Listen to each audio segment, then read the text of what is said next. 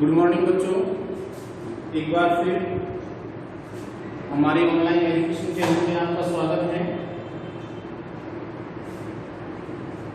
बच्चों, हमारा जो लास्ट वीडियो था उसमें हम विश्व की जनजातियों की चर्चा कर रहे थे और विश्व की जनजातियों के अंदर हमने एस्किमो जनजाति के बारे में डिटेल से चर्चा की। आज उसी क्रम में हमारा जो नेक्स्ट वीडियो है वो भी विश्व की जनजाति से ही संबंधित है। तो इस वीडियो में हम जो चर्चा करने वाले हैं वो विश्व की जनजाति बुशमैन जनजाति के बारे में चर्चा करने वाले हैं। ये जो बुशमैन जनजाति है इसकी पूरी जानकारी हम इस वीडियो के अंदर आपको बताने वाले हैं। तो आज का जो हमारा वीडियो रहेगा बच्चों वो बुशमैन जनजाति से संबंधित रहेगा। बुशमैन ये आज का हमारा वीडियो इससे संबंधित है और इस जनजाति की आज हम क्या करने वाले हैं, चर्चा करेंगे। देखो बच्चों, आपको बहुत इस तरह पता है जनजातियां जो होती हैं सामाजिक आर्थिक दृष्टिकोण से पिछड़ा हुआ मानवीय समूह होती है। तो एस्किमो जनजाति की तरह बुशमैन जनजाति भी एक पिछड़ा हुआ मानवीय समूह है जो प्राकृतिक पर्यावरण के अधीन रहकर अपना जीवन यापन करती है। पर्यावरण दशाओं की प्रतिकूलताओं के अधीन रहकर अपनी सामाजिक और आर्थिक दशाएं को इसके द्वारा संपन्न की जाती है। ये एक प्राचीन जनजाति है। लगभग 20,000 वर्ष पहले से ये लोग अपने जो निवास क्षेत्र है उसमें रहते आए और लगभग 20,000 वर्ष पहले से इनके जो निशान है वो अफ्रीका महाद्वीप के अंदर एक मरुस्थलीय भाग है। आपने नाम भी सुना होगा, कालाहारी का मरुस्थल। तो अफ्रीका महाद्वीप के जो कालाहारी का मरुस्थलीय भाग है उस मरुस्थलीय भाग में इस जनजाति के निवास के प्रमाण हमें देखने को मिलते हैं।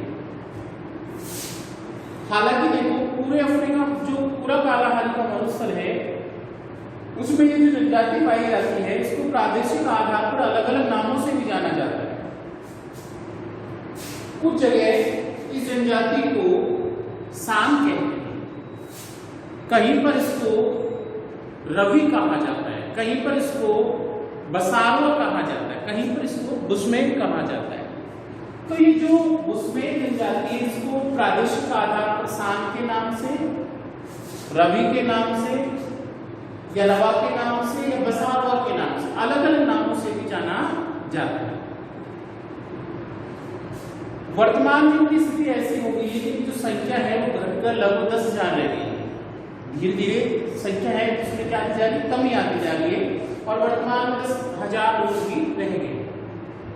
और ये बुशमैन जनजाति के लोग हैं ये जो निवास करते हैं वो भी लगभग आप ये मान के चलिए कि लगभग 20-25 के समूह में निवास करते हैं। जो झोपड़ियां पाई जाती हैं वो लगभग 20-25 के समूह में पाई जाती हैं। छोटे समूह के रूप में निवास करने वाले लोग हैं कौन से लोग, बुशमैन। तो ये छोटी सी चर्चा थी कि बुशमैन जनजाति क्या है, कहाँ रहती है, किसकी चर्चा करती है, इसकी चर्चा हमने अभी आपको बताई।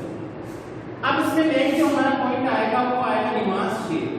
बुशमैन जनजाति मुख्य रूप से विश्व के अंदर कहाँ रहती है उसकी हम चर्चा करेंगे। ठीक है, तो बुशमैन जनजाति का मुख्य निवास क्षेत्र कौन सा है। तो आपको बच्चों ध्यान रखना है, मैं आपको इस मैप के माध्यम से बताने की कोशिश कर रहा हूँ। ये हमारे अफ्रीका महाद्वीप का हमने एक आउटलाइन मैप ड्रॉ किया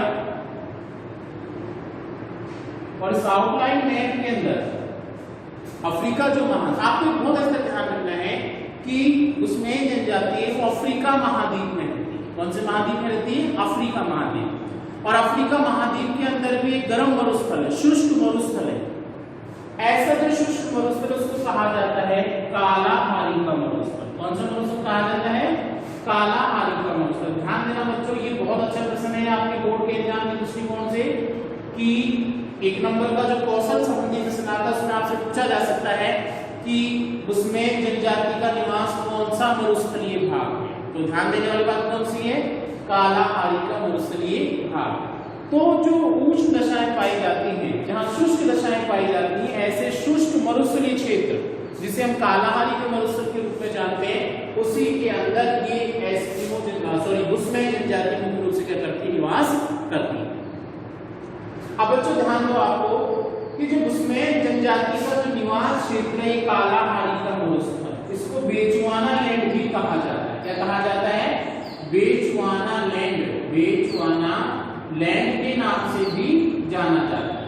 तो कालाहारी मरुस्थल या बुशमैन जनजाति का जो निवास वाला जो क्षेत्र है, उसको सारांश में या छोटे रूप में ऐसा कहें कि बेचुआना लैंड के रूप में जाना जाता है।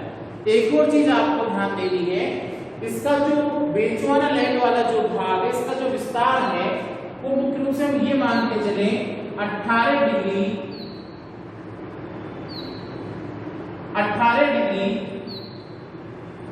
दक्षिणी अक्षांश से लेकर और 24 डिग्री दक्षिणी अक्षांश के लिए, यानी बेचुआना लैंड जो फैला हुआ है मेनली, वो कहाँ फैला हुआ है?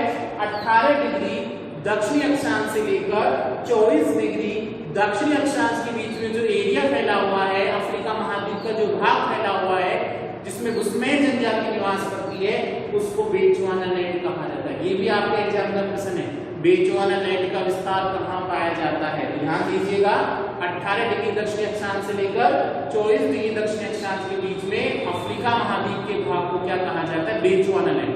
और इसी बेचुआना लैंड के अंदर कालाहारी के मरुस्थलीय भाग में बुशमैन नामक लोग निवास करते हैं।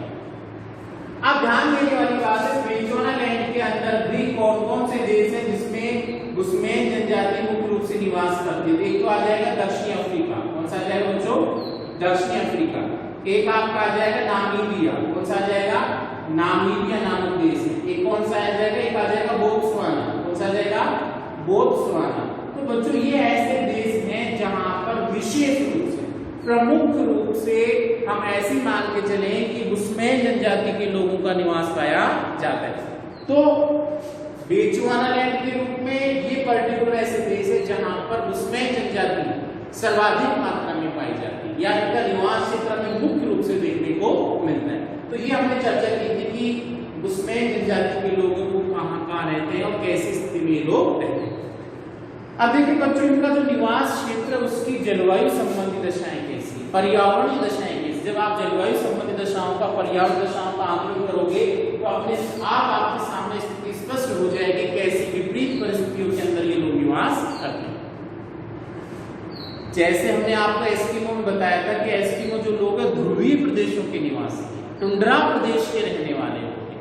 ठीक उसी प्रकार से ये जो बुशमैन जनजाति के लोग हैं, ये उष्ण और शुष्क मरुस्थलीय भागों के निवासी हैं। मरुस्थलीय भागों में रहते हैं, गर्म मरुस्थलीय भागों में रहते हैं। हम साधारण ऐसे कह सकते हैं अर्ध उष्ण कटिबंधीय दशाओं वाले भाग के रहने वाले लोग हैं। कौन से लोग?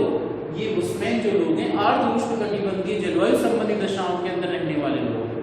तो प्रतिकूल परिस्थितियों में रहने वाले जो लोग हैं, उसी कारण इनकी जो दशाएं होती हैं वो यहाँ के पर्यावरण के द्वारा, वातावरण के द्वारा नियंत्रित की हुई मिलती है। अब इनके यहाँ इनका जो निवास क्षेत्र है उसमें मुख्य रूप से आप मान के चलो उष्ण कटिबंधीय जो घास के मैदानी भाग है, घास के मैदान विशेष रूप से यहाँ देखने को मिलते हैं।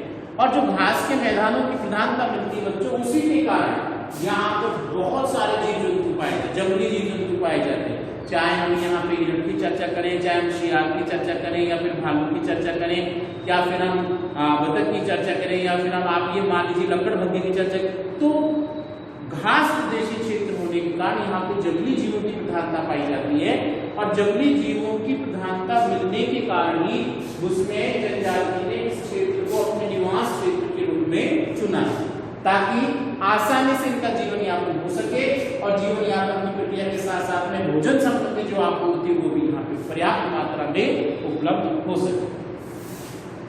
अब इनका जो निवास क्षेत्र बच्चों, उसमें वार्षिक वर्षा की जो मात्रा वो बहुत कम है। वार्षिक वर्षा का जो औसत होता है इस क्षेत्र में केवल 25 सेंटीमीटर पाया जाता है। क्या पाया जाता है? 25 सेंटीमीटर। यानी पूरे वर्ष भर में जो बरसात होती है वो केवल कितनी है? 25 सेंटीमीटर। आप सोच के देखिए इतनी कम वर्षा के अंदर कैसे जीवन यापन संभव है। और तापमान यहाँ सदैव वर्ष पर ऊंचा बना रहता है। दिन के समय का जो तापमान है वो कैसा पाया जाता है, ऊंचे तापमान, ज्यादा तापमान देखने को मिलता है। दिन के समय भयंकर गर्मी पड़ती है, लेकिन एक छोटी सी सुविधा यहाँ पे उपलब्ध है कि दिन में तो गर्मी पड़ती है, लेकिन रात्रिकालीन जो अवधि होती है, शाम का जो समय होता है, रात का जो समय होता है, उस दौरान यहाँ पे क्या पड़ती है, ठंड पड़ती है। तो दिन तो कैसा रहता है, गर्म रहता है, लेकिन रात कैसी होती है, ठंडी होती है। तो ऐसी दशाओं के कारण उसमें जनजाति के जो लोग हैं वो यहाँ पर रहने लगे। अब ऐसी विपरीत परिस्थितियां होने के कारण यहाँ पे जो धरातल है वो कैसा है, ऊबड़ खाबड़, ऊंचा नीचा भूभाग। अब ऊबड़ खाबड़ भूमि होने के कारण न तो पर्याप्त मात्रा में कोई कृषि की जा सकती है, न यहाँ पे ढंग से मकान बनाए जा सकते हैं, न यहाँ पे यातायात और परिवहन की प्रक्रिया संपन्न हो सकती है।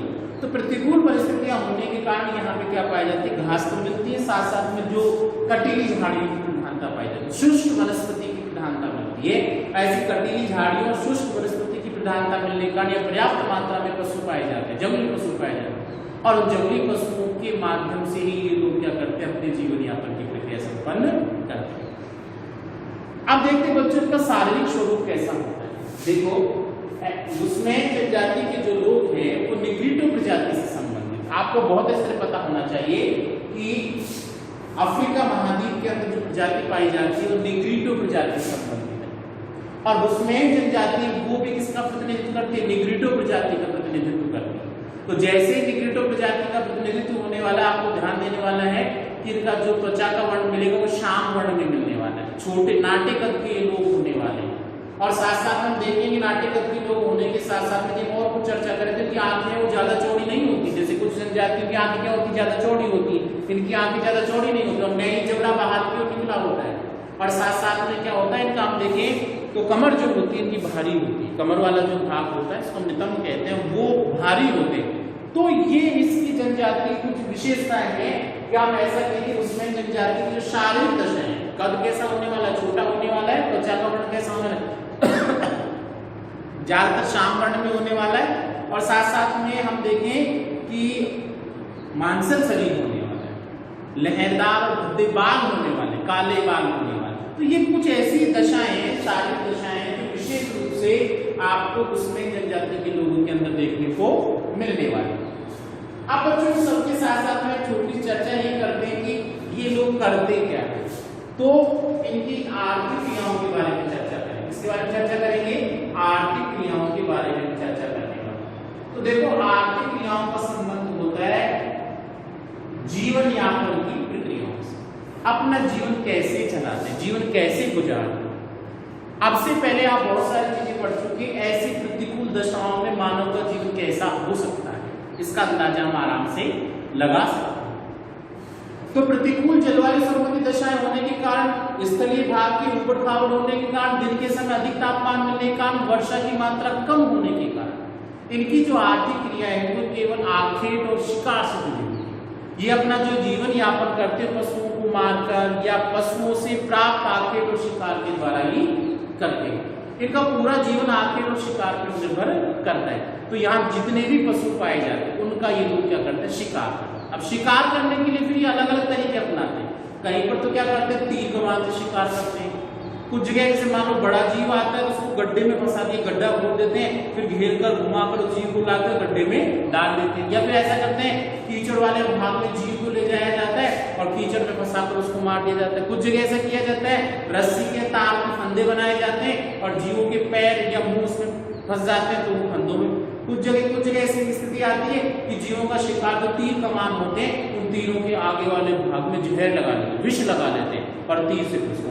तो अलग अलग जो विधियां हैं उन अलग अलग विधियों का प्रयोग करके इन लोगों के द्वारा क्या किया जाता है, शिकार की प्रक्रिया संपन्न की जाती है। तो अलग अलग विधियां और अलग अलग प्रकार का शिकार, छोटे जीवों का, बड़े जीव। एक और चीज, इसमें प्रत्येक जो परिवार होता है अपना भोजन खुद बनाता है, यानी अपने लिए शिकार खुद करता है। ऐसा नहीं कि सारे लोगों ने अलग मिलकर कर लिया या फिर सारे लोग हैं जो एक साथ में बांटा, ऐसा नहीं। प्रत्येक परिवार अपने भोजन की व्यवस्था खुद करता है, अपना शिकार खुद करता है। और शिकार के साथ साथ में लोगों में एक मान्यता और देखने को मिलती है कि ये लोग जो होते हैं जंगली जीवों की जो बोली होती है उसको निकालने में माहिर, उसकी नकल करने में माहिर। तो जीवों की जैसे बोली है या पशुओं का जैसी बोली होती है उसकी नकल करने में ये लोग माहिर होते हैं और इसी कारण ये आसानी से जीवों का या पशुओं का, जीव जंतुओं का शिकार कर पाते हैं। तो बच्चों ये आज का हमारा वीडियो था, उसमें जनजाति से संबंधित था। हमने आपको परिचय कराया, साथ साथ में इसके निवास क्षेत्र के बारे में बताया, निवास क्षेत्र के साथ साथ में बेचुआनालैंड क्या है इसके बारे में बताया, कौन कौन से देश उसमें शामिल किए जा रहे हैं, उसमें कालाहानी का मरुस्थल क्या है, अक्षांशीय विस्तार कौन कौन सा है, साथ साथ में हमने आपको एक चीज बताई कि जलवायु संबंधी दशाएं कैसी, शारीरिक लक्षण कैसे पाए जाते हैं, और अंत में हमने चर्चा की उसमें जनजाति की आर्थिक क्रिया। हमारे वीडियो यही समाप्त होता है। धन्यवाद।